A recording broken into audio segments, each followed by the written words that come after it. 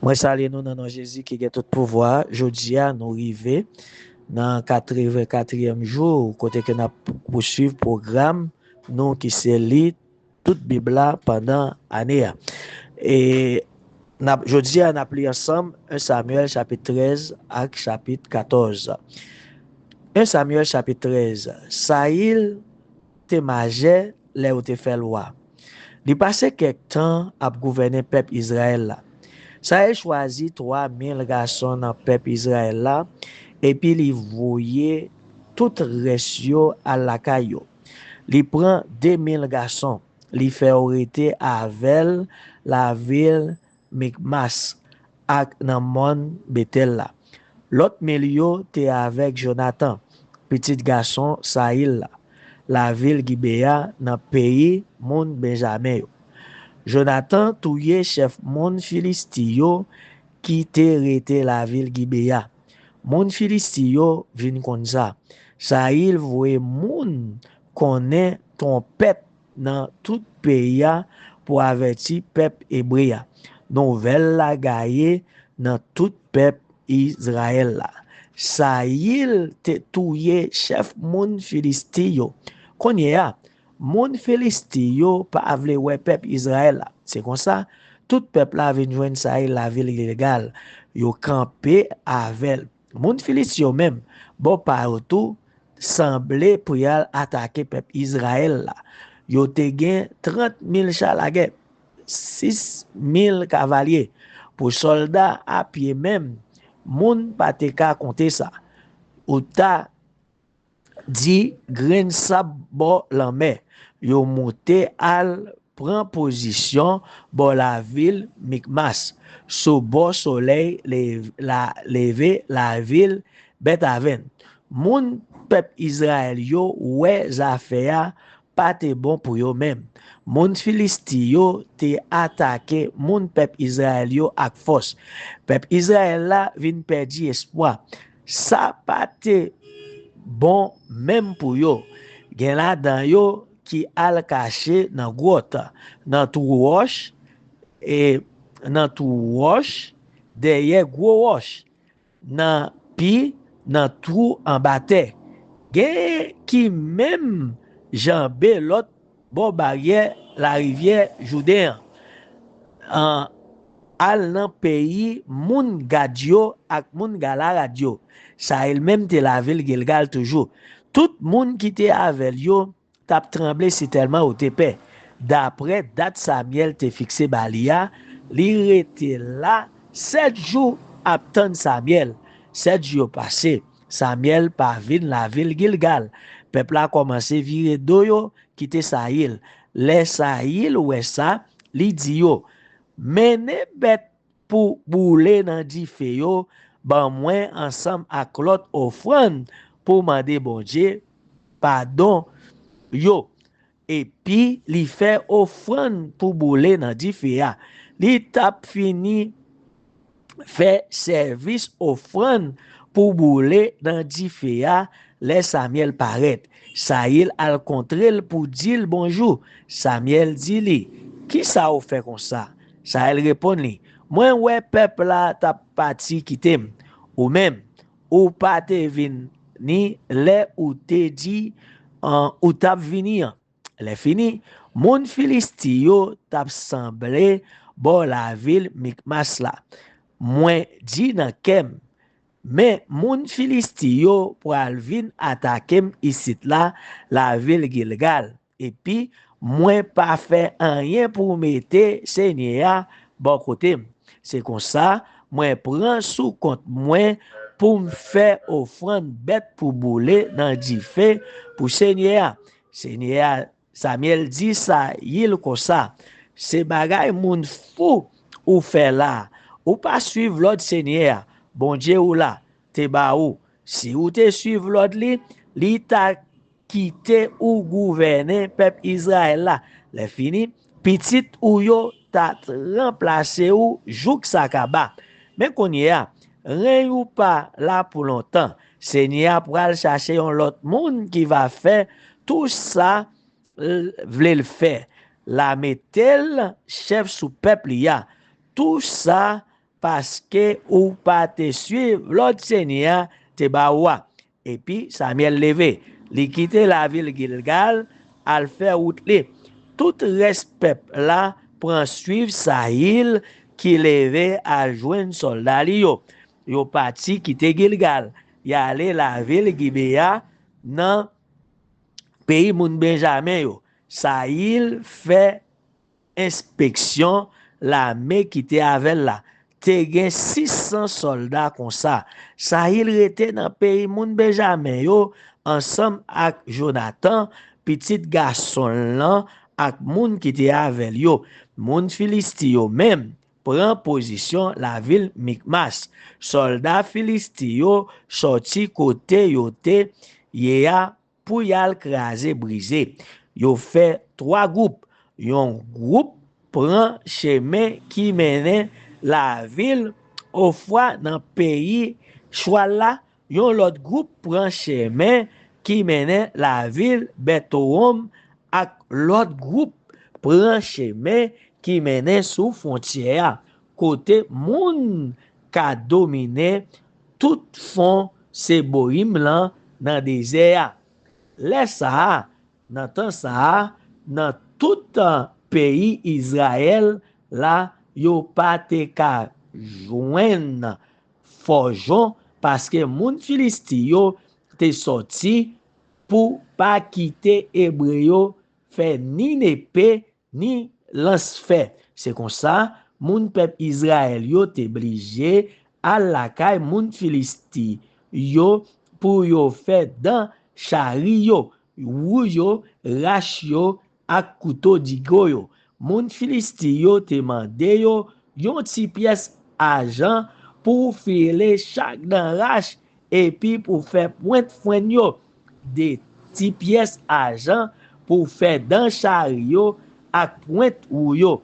C'est ça qui fait les jours bataille arrivé pas te gen yon nan messieurs qui te avec Saïl ak Jonathan yo qui te gen yon épée ou sinon yon lance-feu.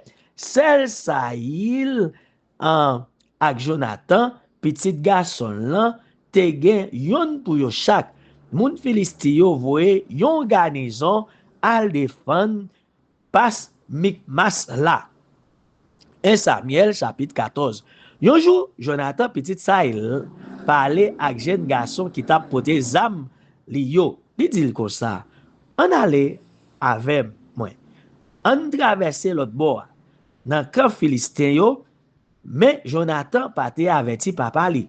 Saïl même te fait yon rete migon en bas pied grenade là, sur limite pays Gibea. Li te gen 600 soldats comme ça avec li.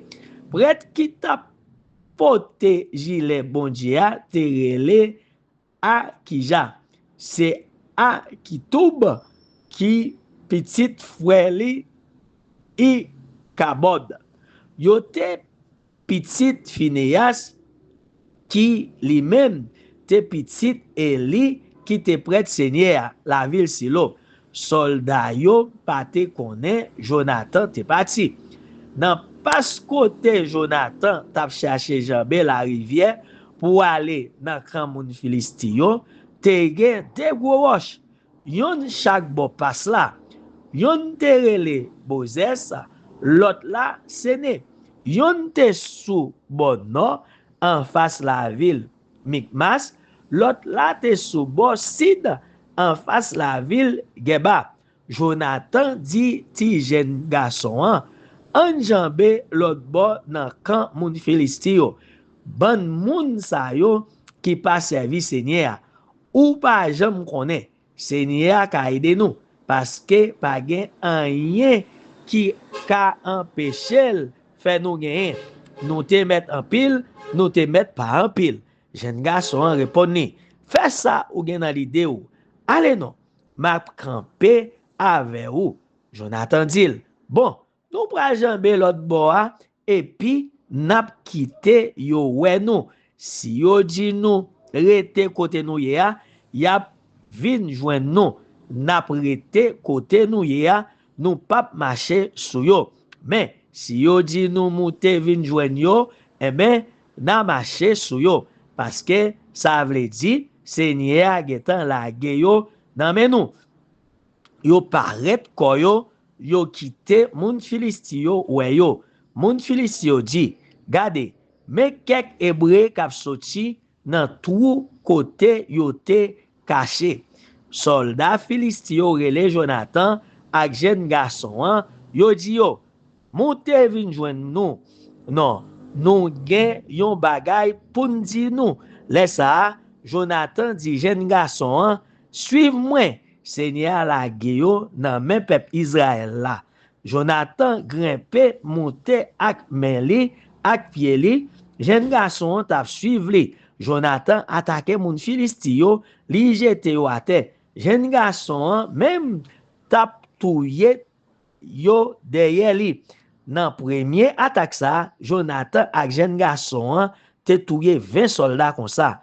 Sou yon ti terrain qui pa te même mesuré yon ka kaote. Tout moun Filisti qui te nan kan vin pe en pile. Soldat yo te mette avant gad yo ak tout res la me yo te vin pe tout. Te ya pran tremble. Te vin gen yon gros kouri nan tout pays ya. En factionnaire Sahil te mette ave la vil ki ve ya nan pays moun Benjamin yo, wè te gen yon sel demandad nan mitan moun Filisti yo ki tap kouri tankou moun fou.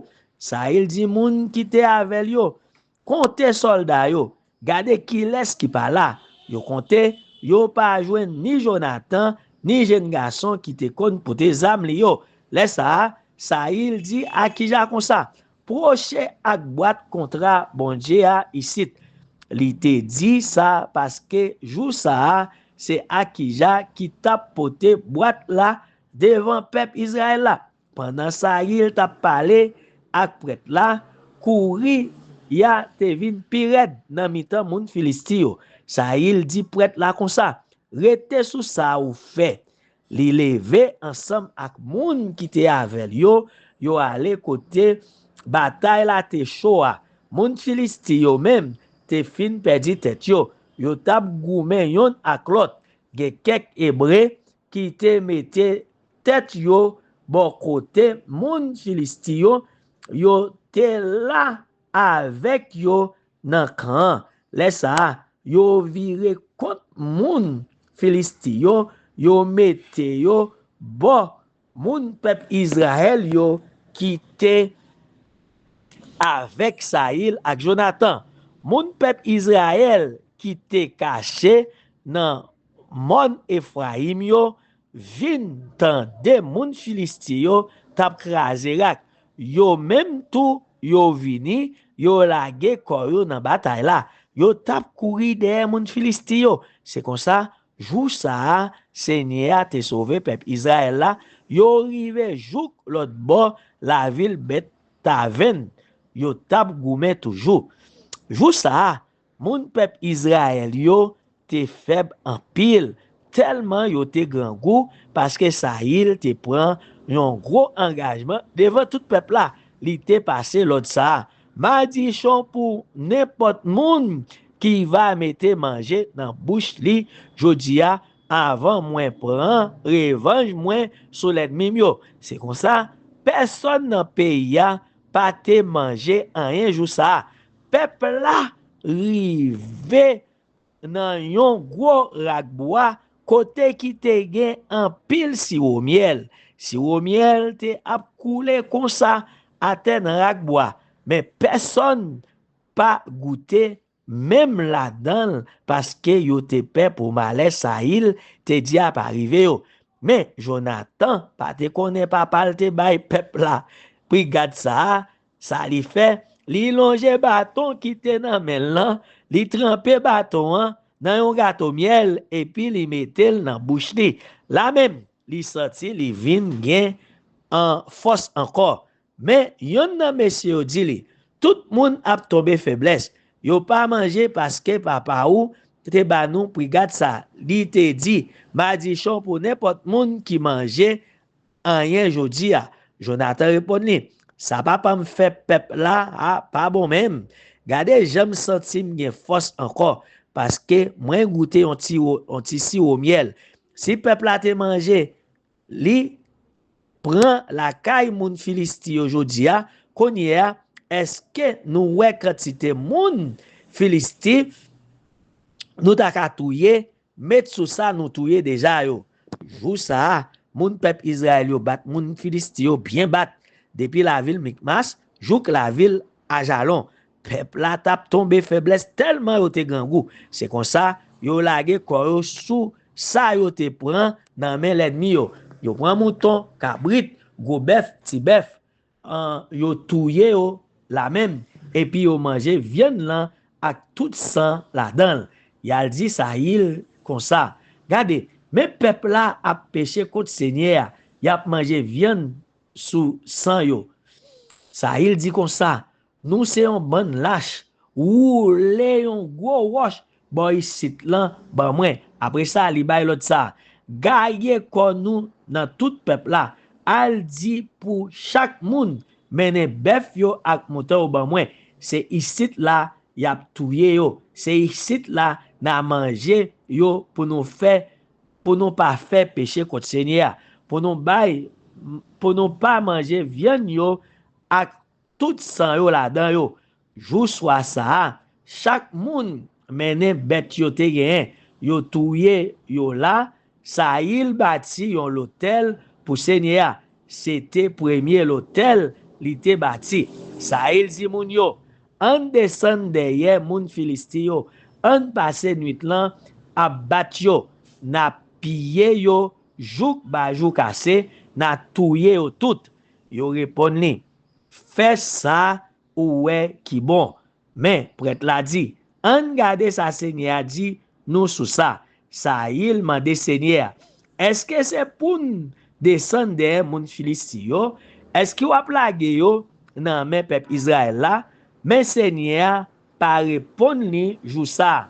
Laisse ça, li rele tout chef peuple Israël là, li dit yo, proche devant là, chercher connaît qui péché nous te fait jodi a. Moi bay parole moi sermenté devant Seigneur vivant, li même qui délivre peuple Israël là, même si c'est Jonathan petit moi qui coupable là, c'est pour les mourir. Personne pas l'ouvrir bouche yo di yo mot et puis li dit tout peuple Israël là, nous même campé boy ici. Moi même avec Jonathan petit garçon là, m'a campé bon là. Peuple a dit Sahel, fais ça ou ouais qui bon. Sahel dit Seigneur, bon Dieu peuple Israël là, pour qui ça ou pas répondre moi jodi a, Seigneur, bon Dieu peuple Israël là, tant pis, répondre moi non Urim ak Turim yo. Si c'est moi-même aussi non Jonathan qui coupable, ou bay Urim yo, mais si c'est yon moun nan peuple là qui coupable, ou bay Tumim yo. Seigneur fait yo connaît c'est bon Sahel ak Jonathan faute la teye. Peuple là te pour rien dans ça. Sahel dit konya en Jonathan avem dit qu'il laisse dans nous Déa qui coupable. Seigneur fait connaître c'est Jonathan. Laisse ça il demande Jonathan. Qui ça ou fait? Jonathan répond. Moi te prends ti goutte si au miel dans point de bâton qui te dans même lan. Moi goûter. Mais moi pas pour mourir. Ça il dit, c'est pour bon Dieu, bon pi gros punition qui gagne si moi pas fait touyer ou. Mais peuple a dit ça il encore. C'est Jonathan qui te gagné belle bataille ça pour peuple Israël là. Li pas qu'à mourir. Mandez bon Dieu pardon. Nous sermenté devant Seigneur vivant, nous pas quitter yon grain cheveux dans tête li tomber parce que c'est avec l'assistance bon Dieu li te fait ça, li te fait jodi. C'est comme ça moun yo imposé au touyer Jonathan, li pas mourir. Après ça il suspend courir derrière moun Filistio même tourner dans pays yo. Après yo te fin fait ça ou à pays Israël là, li fait la guerre avec tout l'ennemi yo alan ron bade.